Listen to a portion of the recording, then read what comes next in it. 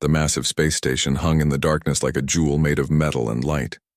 Ships from dozens of different worlds docked at its many ports, while diplomats and traders moved through its corridors. This was the Terran Diplomatic Station, humanity's greatest achievement in space, and today it hosted the most important peace talks in 50 years. Ji-won stood at the observation deck watching the two alien fleets maintain their careful distance from each other. The crystalline ships of the Velthan Empire glowed with soft blue light, while the Nifer vessels looked like floating clouds held together by energy fields. These two species had been fighting for over a century, and millions had died in their wars. Today that would end. "The Velthans are getting nervous," said Hyunwoo as he joined her at the window. He was young for a diplomatic aide but had a gift for reading alien body language. "Their crystal formations are shifting faster than usual." Ji-woo nodded without taking her eyes off the ships. "They should be nervous. This treaty will change everything for them." She turned away from the window and walked toward the conference room. "Are the Nefers ready?" Ambassador Gilles arrived an hour ago. She brought 3 of their high-pressure containment suits for the ceremony. Hyunwoo fell into step beside her. "The translation systems are working perfectly and all the legally documents have been prepared in both languages." The corridor was busy with staff members from a dozen different species. Humans worked alongside tall, blue-skinned Altarians and small furry creatures called Kess. This was normal on human stations. Where other species kept to themselves, humans invited everyone to work together. It was one of the reasons the galaxy trusted them to solve problems that seemed impossible. They entered the main conference room where 2 very different beings waited at opposite ends of a long table. The Velthan representative looked like a walking diamond sculpture, each movement creating rainbow patterns in the light. The Nifer ambassador floated in a special atmosphere suit that let her gaseous body maintain its shape in the station's oxygen environment. "Welcome, friends," Ji-won said as she took her place at the head of the table. "Today we make history. The Centauri systems will finally know peace." Ambassador Christel spoke first, her voice like wind chimes. "The Velthan Empire appreciates human efforts to end this conflict. We are ready to sign the agreement." Ambassador Gilles' response came through her suit speakers as shifting colors in her gaseous form. "The Nefer Collective agrees. Too much blood has been spilled over these worlds." Ji-won had spent 3 years preparing for this moment. She had traveled to both homeworlds, learned their languages, and studied their cultures. She knew that Velthans valued honor above all else while Nifers believed in collective decision-making. The treaty she had written respected both traditions while giving each species what they truly needed. "The Centauri systems contain 17 habitable worlds," she began. "Under this agreement, the Velthans will control the 8 rocky planets that can support their crystal cities. The Nifers will have the 9 gas giants that provide the atmospheric conditions they require for reproduction." Both ambassadors had heard this before, but Ji-won knew that ceremony mattered in diplomacy. She continued reading the terms while staff members prepared the signing documents. The treaty was more than just dividing territory. It established trade agreements, cultural exchange programs, and most importantly, a system for solving future disputes without war. "This is acceptable to the Velthan Empire," Crystal announced. "The collective approves," Gilles added. The signing took place in complete silence. Both species had rituals about making important agreements, and humans had learned to respect these traditions. When it was finished, Ji-won stood and raised a glass of water. She had learned that both species could appreciate this simple gesture, even though they could not share human food or drink. "To peace," she said simply. The ceremony was broadcast across the galaxy. News reports called it another triumph of human diplomacy. For 30 years, humans had been solving conflicts that other species thought were hopeless. They had stopped wars, prevented genocides, and brought enemies together as friends. The galaxy had come to depend on human peacekeepers. After the ceremony, Ji-won returned to her private quarters where her husband was waiting. Taemin looked uncomfortable in his dress uniform but smiled when she entered. As Admiral of the Human Defense Fleet, he rarely attended diplomatic functions, but this one was too important to miss. "Another successful peace treaty," he said, embracing her. The news feeds are already calling you the greatest diplomat in galactic history. Jiwan laughed. They say that every time we prevent a war, I think they forget that humans used to be warriors too. Not all of us have forgotten, Taemin replied quietly. Some of my officers wonder if we have made ourselves too soft. 3 decades of peace can make a military force weak. Our strength comes from making peace, not war, Jiwan said firmly. The galaxy trusts us because we choose words over weapons. Later that evening, Captain Suman of the diplomatic escort vessel, New Seoul, joined them for dinner. She was one of the few military officers who truly enjoyed diplomatic missions. Her ship was designed to look peaceful but carried enough firepower to protect the diplomatic station if needed. The alien fleets are departing, Suman reported. Both sides seemed genuinely happy with the agreement. I think this peace will last. All of our treaties have lasted, Hyunwoo added as he joined them. Humans have a perfect record in diplomatic negotiations. We have never failed to find a solution.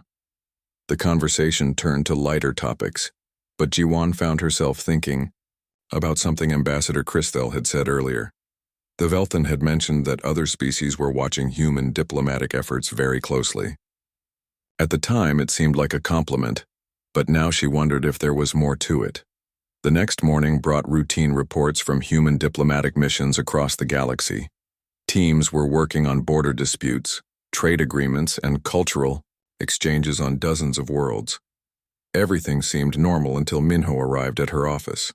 The intelligence officer looked worried as he activated a privacy screen around Jiwan's desk. I have been monitoring communication patterns from the major species, he said quietly. There is something strange happening. What kind of strange? Jiwan asked. Increased encrypted communications between the Caltharian Empire, Zephyrian Collective, and several other major powers. They are coordinating something, but we cannot break their codes. Jiwan frowned. That does not necessarily mean anything suspicious. Major species communicate frequently about trade and politics. True, but the timing is odd. This increase in communication started immediately after our successful negotiations in the Rigel sector last month. Minho paused.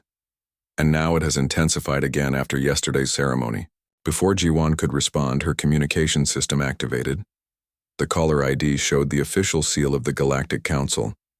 She accepted the connection and found herself looking at Council Secretary Vorthak, a tall insectoid being who rarely spoke directly to individual species representatives. Ambassador Jiwan, Vorthak's translation came through clearly. The Council requires your immediate presence at Council Prime. We have an urgent matter to discuss regarding humanity's expanded role in galactic governance. Jiwan felt a moment of excitement. For years, humans had hoped to be invited to join the Council's inner circle. Of course, Secretary Vorthak, when would you like me to arrive? As soon as possible. This matter cannot wait. The connection ended abruptly. Hyunwoo looked confused. Expanded role in galactic governance? They have never mentioned this before. Jiwan was already planning the trip to Council Prime. Perhaps our diplomatic successes have finally convinced them that humans deserve a larger voice in galactic affairs. She paused to look out at the stars. After 30 years of service, it would be fitting. But as she prepared for what she believed would be humanity's greatest diplomatic triumph, encrypted messages flashed between alien fleets throughout the galaxy. The trap was ready and the humans were coming exactly as planned. Council Prime was the largest artificial structure ever built. A space station so massive that it had its own weather systems and gravity fields. Ships from every corner of the galaxy docked at its countless ports, while representatives from hundreds of species conducted the business that kept galactic civilization running. Jiwan had visited many times before, but never for such an important meeting. The diplomatic shuttle carrying Jiwan and her small staff approached the station's VIP docking bay. Hyunwoo reviewed the briefing materials while Woojin monitored communication channels for any news about why the council had called this emergency meeting. Everything seemed normal, but Jiwan felt uneasy about the sudden invitation. There is something odd about the communication patterns, Woojin reported from his station. I am detecting much more encrypted traffic than usual between council member species. That could mean anything, Jiwan replied, but she made a mental note to investigate further. Hyunwoo, what do our intelligence reports say about recent council activities? Hyunwoo scrolled through his datapad. Nothing unusual in the official channels. The last major vote was 3 months ago about trade route regulations. There have been no emergency sessions or crisis meetings reported. Their shuttle docked smoothly, and Jiwan was surprised to see that no official delegation waited to greet them. Usually, human diplomatic visits received formal welcomes with ceremonies and speeches. Today, only a single protocol droid waited at the airlock. Welcome to Council Prime, Ambassador Jiwan, the droid said in perfect human language. Please, follow me to Conference Room 7. They walked through corridors that seemed unusually empty. Council Prime normally bustled with activity, but today many areas appeared deserted. The few aliens they passed avoided eye contact and hurried away quickly. Jiwan began to suspect that this meeting was not what she had expected. Conference Room 7 was smaller than the grand chambers where the full council usually met. When they entered, Jiwan found herself facing 5 beings she recognized as representatives from the galaxy's most powerful species. Secretary Vorthak was there along with General Krath from the Kaltharian Empire, Hive Speaker Zess from the Zephyrian Collective, and 2 others from species that controlled vast territories. Please be seated, Ambassador, Vorthak said, without the usual diplomatic pleasantries.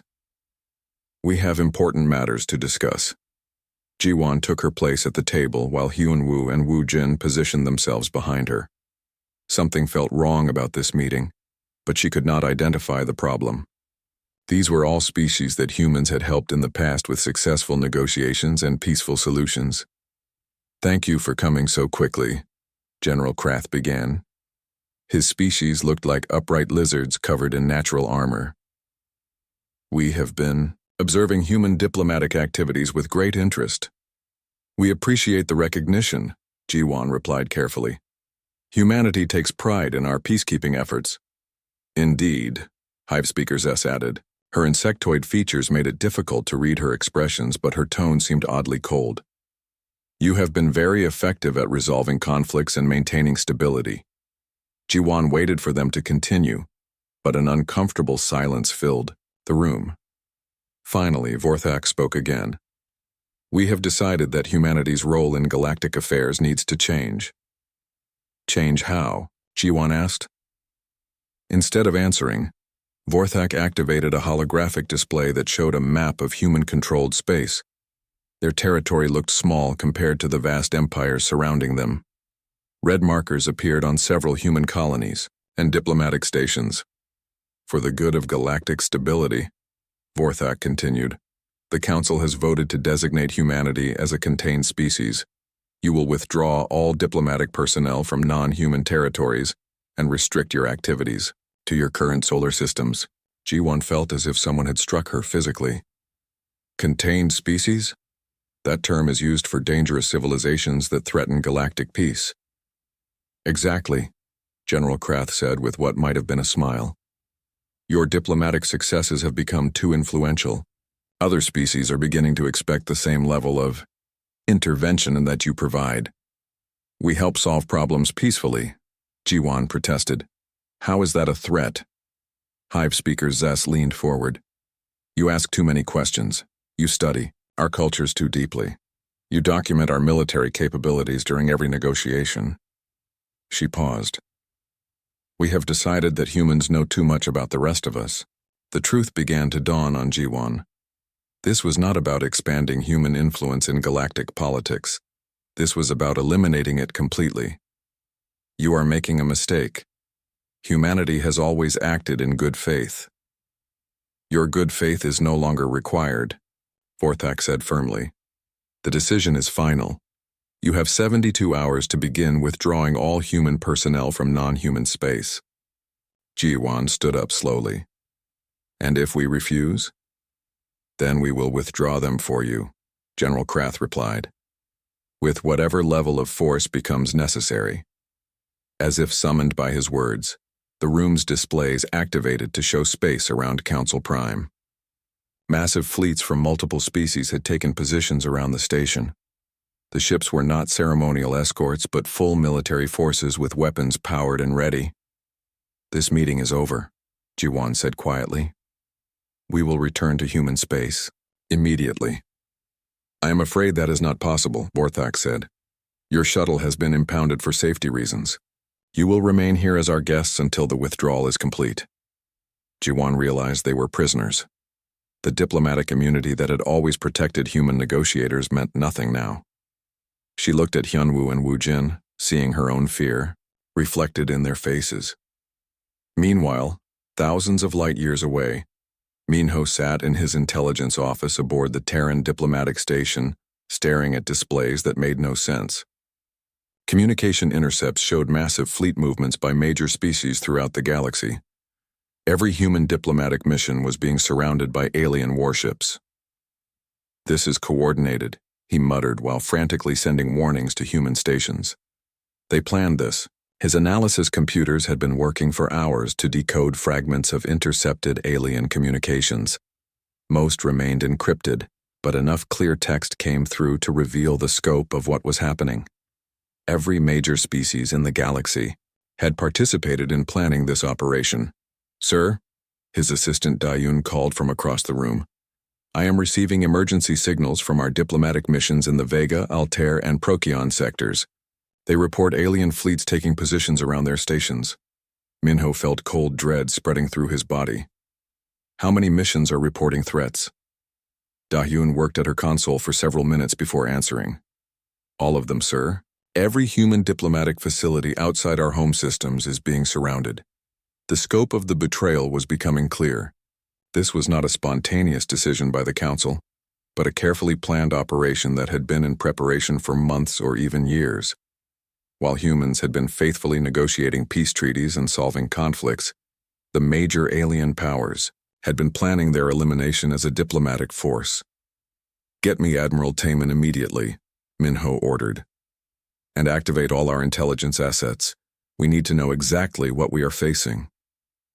Back on Council Prime, Jiwan and her staff were escorted to quarters that were obviously designed as prison cells despite their comfortable appearance. The doors locked from the outside and the communication systems had been disabled. They were completely isolated from the outside galaxy. "What do we do now?" Woojin asked quietly, concerned that their guards might be listening. Jiwan moved to the small window that showed the alien fleets surrounding the station. Ships from dozens of species floated in perfect formation, their weapons trained on Council Prime itself. This was not just about containing humanity, but about demonstrating the power of the Alliance against them. "We wait," she said finally, "and we hope that Admiral Taman is paying attention." Hours passed in tense silence. Their guards brought food and water but refused to answer questions or provide any information about what was happening elsewhere in the galaxy. The isolation was deliberate, designed to increase their fear and uncertainty. Finally, alarms began sounding throughout the station. Through their window, they could see explosions in the distance as something attacked the outer sections of Council Prime. The alien fleets that had been maintaining perfect formation began moving erratically. "Someone is fighting back," Hyunwoo said with hope in his voice. The explosions grew closer and more intense. Whatever was attacking the station had weapons, powerful enough to damage its massive structure. The lights in their cell flickered as power systems struggled to maintain operations. Then their door opened unexpectedly. Captain Suman stood in the doorway wearing full combat armor and carrying weapons that definitely were not standard diplomatic equipment. Behind her were human soldiers that Jiwan had never seen before. "Time to leave, Ambassador," Suman said urgently.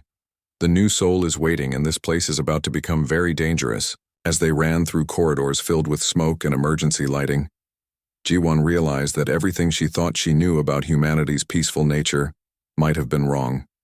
The soldiers with them moved with military precision that spoke of extensive combat training, and their weapons were far more advanced than anything she had seen before. The new soul emerged from hyperspace at the edge of human territory to find chaos waiting for them. Emergency broadcasts filled every communication channel, while ships fled in all directions from what had once been peaceful border stations. The galaxy that humans had spent 30 years helping to stabilize was tearing itself apart in a matter of hours. Jiwan stood on the bridge watching displays that showed the scope of the disaster. Every human diplomatic facility outside their home systems had been attacked simultaneously. The careful network of peacekeeping stations that had prevented countless wars was being systematically destroyed by the very species they had helped. "Status. Report," she ordered, as Captain Suman took her position at the command console. 17 diplomatic stations have been completely destroyed, Wu Jin reported from the communications station. 6 more are under attack. We have lost contact with over 300 diplomatic personnel. The numbers felt unreal. These were not just statistics, but people Jiwan knew personally. Diplomats who had spent their lives bringing peace to the galaxy were being killed by the aliens they had trusted as friends. The betrayal was so complete that she struggled to comprehend it. "What about our home systems?" she asked. "Alien fleets are taking positions around all human colonies," Hyunwoo answered while reviewing intelligence reports. "They claim it is to enforce the containment order, but Admiral Taman believes they are preparing for a full invasion." Admiral Taman appeared on the main display, transmitting from his flagship somewhere in human space. His face showed an expression Jiwan had never seen before, a cold anger that seemed to transform him from the peaceful man she knew into something far more dangerous. "Jiwan, thank the void you escaped," he said when the connection established. "We are recalling all human assets immediately. Every ship, every station, every personnel outside our territory." "What about the peace treaties?" Jiwan asked desperately. "Surely some species will honor their agreements with us." Taman's expression darkened further. "The peace treaties were part of the trap. Every negotiation, every successful resolution, every conflict we prevented was designed to benefit the major powers while eliminating smaller species that might oppose them." The truth hit Jiwan like a physical blow. "What do you mean?" "Minho has been analyzing the patterns. Remember the Klepton nomad crisis 5 years ago? We negotiated safe passage for their fleet through Zephyrian space to reach uninhabited systems." Taman paused. "The Zephyrians led them directly into a stellar furnace. 12 million Kleptons died and we helped make it happen." Jiwan felt sick. "The Zephyrians told us the route was safe. The Thessarian relocation that we mediated 3 years ago? Those beautiful crystal gardens we helped them find as new homes?" Taman continued relentlessly. "They were slave labor camps. The Thessarians are mining rare elements until they die from exposure. Each revelation was worse than the last.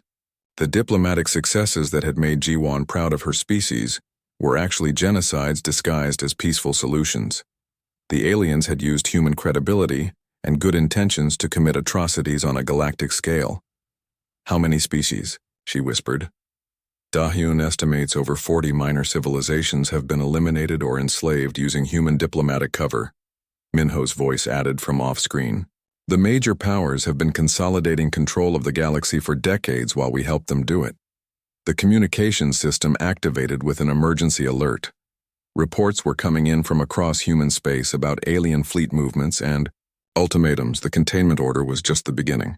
The major species intended to eliminate humanity entirely to prevent any future interference in their plans.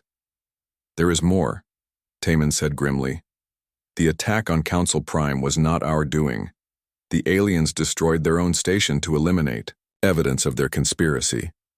They will blame us for the destruction and use it to justify whatever comes next." As if summoned by his words, news broadcasts began showing images of Council Prime's destruction. Alien reporters claimed that human terrorists had detonated massive bombs throughout the station, killing thousands of innocent diplomats. The same species that had betrayed humanity were now painting them as the aggressors. "Sir, we have an incoming priority message," a voice announced from the New Soul's communication station. The main display switched to show an alien that Jiwan recognized as General Krath from the Keltharian Empire. He appeared to be broadcasting from a massive warship surrounded by an enormous fleet. Behind him stood representatives from the Zephyrian Collective and several other major powers. "Citizens of the galaxy," Krath began in a voice filled with false sorrow. "Today humanity revealed its true nature through a cowardly terrorist attack on Council Prime. Thousands of innocent beings died when human agents destroyed the station with concealed weapons. Jiwon watched in horror as the lies continued. Krath claimed that humans had been infiltrating alien governments for decades, stealing technology and planning conquest. He presented doctored evidence showing human diplomatic missions as military scouting operations. Therefore, Krath continued, the surviving members of the Galactic Council have voted to authorize military action against the human threat. We take no pleasure in this decision, but the safety of all peaceful species requires decisive action. The broadcast ended with images of massive alien fleets moving toward human space. Ships from dozens of species that had once called humans, friends now approached as conquerors. The sight filled Jiwon with despair until she noticed something odd about Admiral Taemin's expression. You do not seem surprised by this, she observed. Surprised? No. Taemin replied quietly. We have been preparing for this possibility since the day humans first entered galactic politics. What do you mean? Instead of answering directly, Taemin activated new displays that showed schematic drawings of ships and weapons that looked nothing like the peaceful vessels Jiwon was familiar with. Did you really think we spent 30 years building only diplomatic stations and research facilities? The schematics showed hidden compartments in diplomatic ships, concealed weapons, systems and military installations disguised as civilian facilities. Every human presence in the galaxy had been designed to appear peaceful while maintaining the capability for war. Every diplomatic mission included intelligence gathering, Taemin continued. Every peace negotiation came with detailed analysis of alien military capabilities. Every cultural exchange allowed us to study their technology and identify weaknesses. Jiwon stared at the displays in shock. You have been spying on our allies for 30 years? Not allies, Taemin corrected. Potential enemies. Humans learned long ago that peace is only possible when backed by superior force. We chose diplomacy first, but never forgot that other options existed. The communication system activated again with reports from the edge of human space. The first alien fleets were beginning their attacks on human colonies. The war that humanity had hoped never to fight was finally beginning. What about New Busan? Hyunwoo asked suddenly. My sister teaches at the university there. Woo Jin checked the latest reports and his face went pale. The Caltharian fleet reached New Busan 6 hours ago. They demanded the complete surrender of the colony. And when they refused? Jiwon asked, though she already feared the answer. The Caltharians bombarded the planet from orbit. 3.2 million civilians are dead. Woo Jin's voice broke as he continued. They called it a measured response to human aggression. The number was too large to comprehend immediately. New Busan had been one of humanity's most successful colonies, known for its universities and cultural centers. Jiwon had visited many times and knew it as a place of learning and art, not military production. The aliens had destroyed it simply to send a message. Admiral Taemin's face appeared on screen again, but now his expression had changed completely. The diplomatic mask he had worn for 30 years was gone, replaced by something cold and implacable that reminded Jiwon of ancient human warriors from their violent past. Soo-young was on New Busan, he said quietly. My daughter was teaching children about alien cultures when they killed her. The personal loss hit Jiwon harder than the strategic implications. Soo-young had been like a daughter to her too, a bright, young woman who believed in the possibility of peaceful cooperation between species. Her death symbolized the complete failure of everything humans had tried to achieve through diplomacy. Orders, sir? Captain Suman asked from her position at the tactical console. Admiral Taemin was quiet for a long moment, staring at reports of destruction across human space. When he finally spoke, his voice carried a tone that Jiwon had never heard before, something that made her understand why ancient human armies had once conquered their entire homeworld. Recall all diplomatic personnel immediately. Activate the Shadow Fleet. Begin Phase 1 of Contingency Protocol 7. He paused to look directly at Jiwon through the screen. The age of human diplomacy is over. As alarms began sounding throughout, human space and hidden military installations activated for the first time in 30 years. Jiwon realized that the galaxy was about to discover what humans were really capable of when their trust was betrayed and their children were murdered. HFY, aliens thought they had eliminated a threat to their power. The first sign that something had changed came from the Caltharian border patrol ships monitoring human space. Their sensors detected massive energy signatures emerging from what they had believed were simple asteroid mining operations. The readings made no sense until the asteroids began moving with purpose toward the alien fleet positions. Admiral Jae-hyun commanded the lead vessel of what the galaxy would soon know as the Shadow Fleet. For 30 years, his ships had hidden among the debris, fields, and empty systems at the edge of human territory.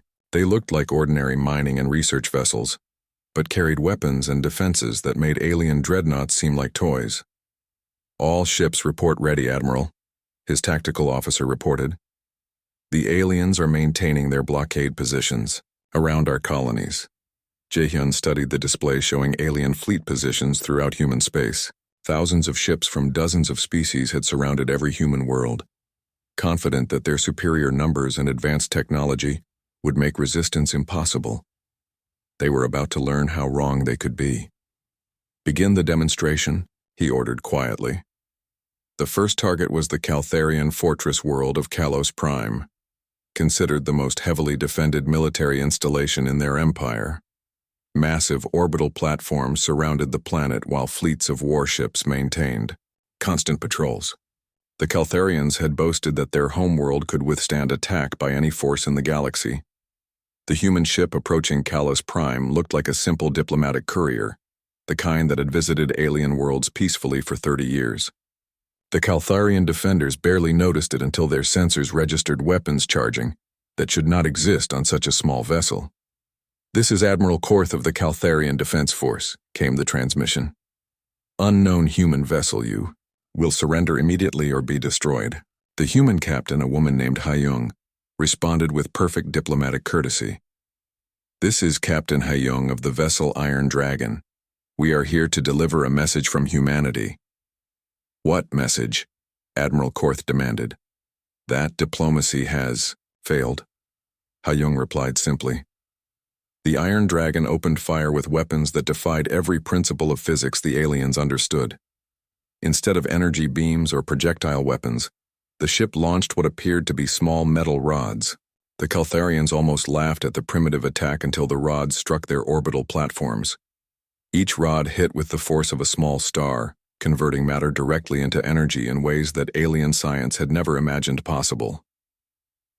Orbital platforms that had protected HFY for centuries simply ceased to exist, leaving only expanding clouds of plasma where massive installations had been moments before. "Impossible," Admiral Korth whispered as his flagship shook from the shockwaves. "What kind of weapons are those?" Instead of answering, the Iron Dragon launched a second volley at the planet's surface. The rods penetrated deep into HFY's crust before detonating with precisely calculated force. The planet did not explode, but began to glow as its core temperature increased beyond anything that could support life.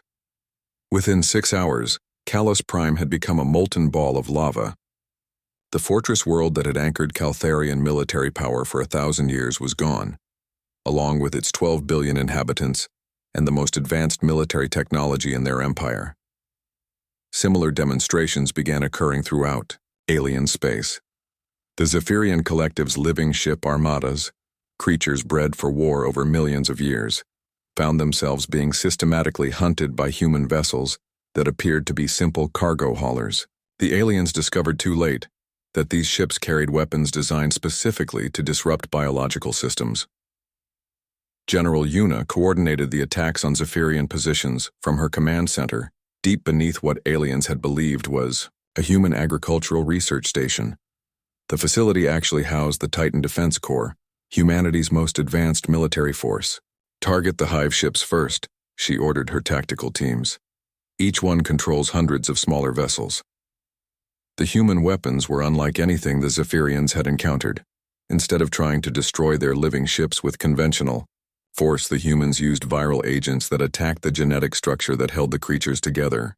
The mighty hive ships simply dissolved into component cells that could not maintain cohesion. "How do the humans possess such weapons?" Hive Speaker Zest demanded from her command vessel, as her fleet disintegrated around her. "Our intelligence," showed they had only peaceful technology. The answer came from unexpected sources as human merchants and researchers throughout alien space revealed their true nature. The cargo ships that had carried trade goods between worlds for decades suddenly bristled with concealed weapons. The scientific research stations that had studied alien cultures became military command centers, directing precision strikes against infrastructure targets. Master tactician Seokjin had spent 20 years as a cultural exchange professor on the Yeosol, Zephyrian homeworld, teaching alien students about human art and philosophy while secretly mapping every military installation and government facility. When the war began, his detailed intelligence allowed human forces to decapitate the entire collective leadership structure in a single coordinated strike. The humans have been preparing for this war since the day they entered galactic politics. Seokjin reported to Admiral Taemin from his position deep inside enemy territory. Every diplomatic mission, every cultural exchange, every peace negotiation was also a military reconnaissance operation. The scope of human preparation became clear as hidden installations activated across the galaxy. What aliens had believed were simple observation posts and communication relays were actually weapon platforms and military supply depots. The humans had built a vast network of military assets while maintaining the appearance of peaceful explorers and diplomats. Captain Suman watched from the bridge of the New Sol as reports flooded in from across the galaxy. Human forces were not fighting a desperate defensive war, but executing a carefully planned military campaign that had been developed over 3 decades of intelligence gathering. The Nodhari technocracy is requesting immediate ceasefire negotiations, Woojin reported from his communication station. Their primary industrial worlds are under attack by weapons that are systematically dismantling their manufacturing capabilities. What kind of weapons? Jiwon asked, still struggling to understand the scope of what humanity had hidden. Molecular disassemblers, Admiral Taemin explained as his image appeared on the main display. The Nodharis pride themselves on their engineering capabilities, so we developed weapons that take apart their constructions at the atomic level. Their greatest achievements are being reduced to component elements. The psychological impact was as devastating as the physical destruction. Alien species that had considered themselves the masters of galactic civilization discovered that the peaceful humans they had dismissed as naive idealists possessed military technology that made their own arsenals obsolete. News broadcasts throughout alien space showed images of human weapons that defied understanding. Ships that should have been destroyed by superior alien firepower simply ignored the attacks while systematically eliminating entire fleets. Planets that had been considered impregnable fortresses were being rendered uninhabitable by weapons that left no traces of how they worked. The humans are using exotic matter manipulation, reported a terrified Caltharian scientist on one broadcast. They are altering the fundamental forces that hold atoms together. Our weapons cannot even damage their ships because they exist in a different quantum state. The terror was spreading faster than the actual attacks. Alien civilians began fleeing from their homeworlds as rumors spread of human capabilities that bordered on the supernatural. The same species that had once looked down on humanity as primitive diplomats now feared them as gods of war. Admiral Jaehyun received regular reports from human forces throughout the galaxy as the first phase of their campaign concluded. Every major alien military installation had been neutralized or destroyed. The fleets that had surrounded human colonies were being systematically eliminated by weapons they could not understand or counter. Casualty reports, Admiral? His aide requested. Human casualties are minimal, Jaehyun replied while reviewing the tactical summaries. We have lost 3 ships and 47 personnel. Alien casualties are estimated at over 200 million military personnel and approximately 15 billion civilians on worlds that chose to resist. The numbers reflected the fundamental difference between how humans and aliens approached warfare. The aliens relied on overwhelming numbers and brute force, while humans used precision and superior technology to eliminate threats with minimal risk to their own forces. What are our orders for Phase 2? His tactical officer asked. Jaehyun activated a holographic display showing the current positions of surviving alien fleets. Most were retreating toward their homeworlds, while others seemed paralyzed by the speed and efficiency of human attacks.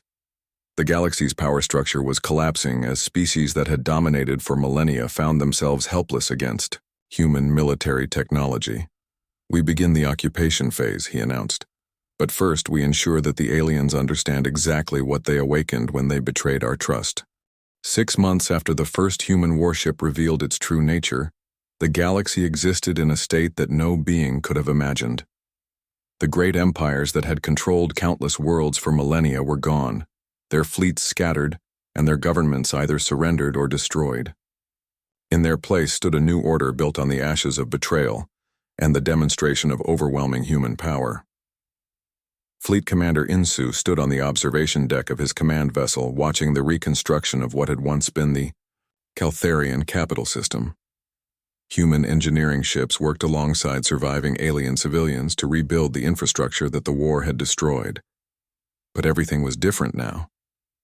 The military installations were gone forever, replaced by hospitals, schools, and research facilities under human supervision. "Status report on the rehabilitation programs," he requested from his aide. "The Caltharian population has adapted better than expected to the new social structure," Captain Jian replied, reviewing data on her tablet. "Crime rates have dropped to near zero, and productivity in civilian sectors has increased by 40% since we eliminated their military caste system." This pattern was repeated throughout what had once been alien space. The humans did not rule through fear or oppression, but through demonstrated competence and the complete removal of the power structures that had made the conspiracy possible. Every species that had participated in the betrayal found their traditional military and political leaders replaced by human administrators who actually seemed to care about civilian welfare. The Zephyrian collective had been the most difficult to manage because their entire society was based on hive mind principles that humans found disturbing. The solution came from Dr. Ah Jung, a xenobiologist who had discovered that the collective's rigid control structure was actually preventing most individuals from reaching their full potential. "We separated the hive ships into smaller groups and gave each group autonomy to develop their own culture," she reported to the Reconstruction Committee. "Individual Zephyrians are proving to be remarkably creative when freed from collective oversight." The results were remarkable. Zephyrian art, literature, and scientific research flourished in ways that had been impossible under their old system. Many of the individuals expressed gratitude for the liberation, though others struggled with the concept of independent thought after millions of years of shared consciousness. Intelligence Chief Guman coordinated the systematic dismantling of the conspiracy that had led to the war. His teams had spent months analyzing captured alien databases and interrogating former government officials. The scope of what they discovered still amazed him. The conspiracy was not just about containing humanity, he reported to Admiral Taman during their weekly briefing. The major powers had planned to eliminate or enslave every minor species in the galaxy within the next century. "We prevented a genocide of unprecedented scale." The evidence was overwhelming. Detailed plans showed how the conspirators intended to use human diplomatic successes to gradually consolidate control over smaller civilizations. Species that trusted human mediation would be led into traps, relocated to uninhabitable worlds, or simply eliminated when they were no longer useful. "How many species would have been affected?" Taman asked. "Over 600, Guman replied, grimly. The conspiracy documents refer to them as excess population that needed to be managed for galactic stability. This revelation helped justify the harsh measures humans had taken against the conspirator species. The galaxy was learning that humanity's swift and decisive military action had actually prevented atrocities that would have dwarfed even the current devastation. Former Ambassador Jiwan now served as Director of Interspecies Relations, a position that was both similar to and completely different from her old diplomatic role. Instead of negotiating between equals, she oversaw the integration of hundreds of species into the new galactic order that humans had created. "The Klepton survivors have agreed to establish permanent settlements in the Vega system," she reported during the monthly administrative meeting. "They express gratitude that humanity avenged their people and are eager to contribute to the reconstruction efforts." The Kleptons were one of 43 species that had been thought extinct, until human intelligence teams discovered survivors in hidden refugee camps or slave labor facilities. Liberating these populations and helping them rebuild their civilizations had become one of humanity's primary responsibilities in the post-war galaxy. "What about the Thessarians?" Admiral Taman asked. "More difficult," Ji-Wan admitted. "Centuries of forced labor have left them physically and psychologically damaged. Our medical teams are working with their remaining elders to develop treatment programs, but full recovery will take generations." The human approach to occupation was unlike anything the galaxy had seen before. Instead of extracting resources or imposing human culture, they focused on eliminating the conditions that had allowed the conspiracy to develop.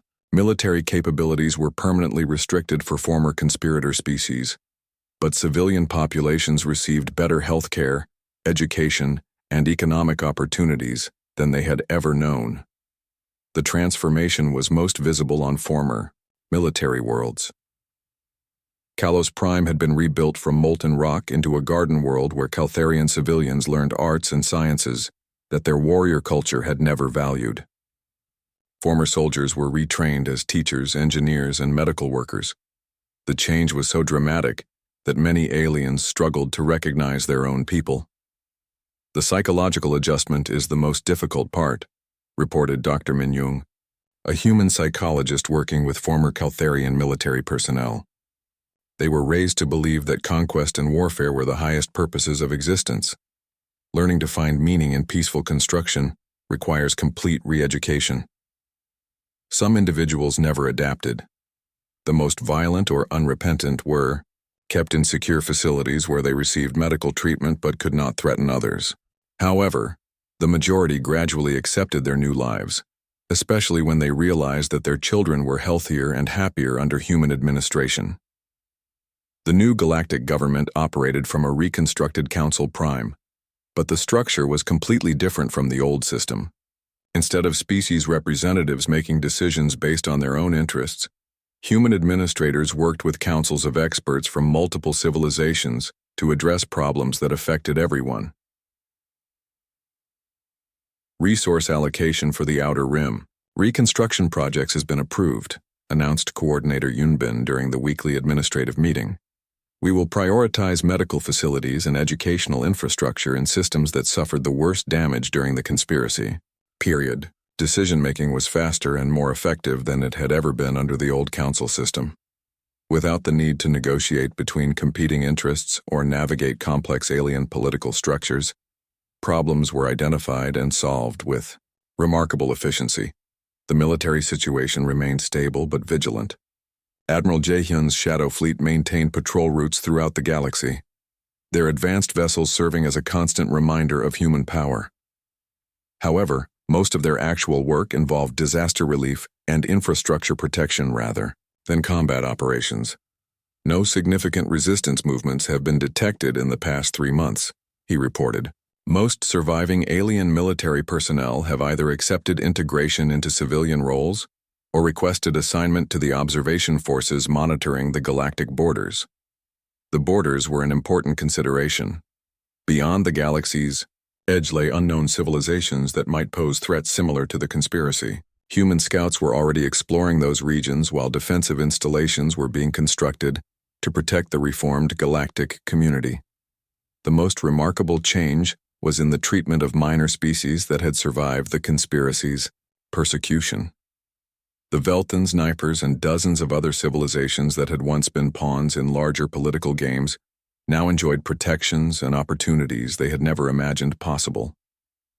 "The cultural renaissance among formerly oppressed species is extraordinary," reported Cultural Liaison Sun Hee. "Art, music, literature, and scientific research are flourishing in ways that were impossible when they lived under constant threat of elimination. Many of these species expressed genuine loyalty to human administration, not through fear but through gratitude for liberation from systems that had oppressed them for centuries. They formed the core of support for the new galactic order and provided much of the workforce for reconstruction projects." 50 years after the collapse of diplomacy, Ji-Wan stood once again at the observation deck of a space station orbiting a peaceful world. But this station was larger and more advanced than anything from the old era, and the world below hosted species that had once been considered extinct. Final status report on the Galactic Integration Project, she requested from her aide. Integration is complete for 97% of known civilizations, came the reply.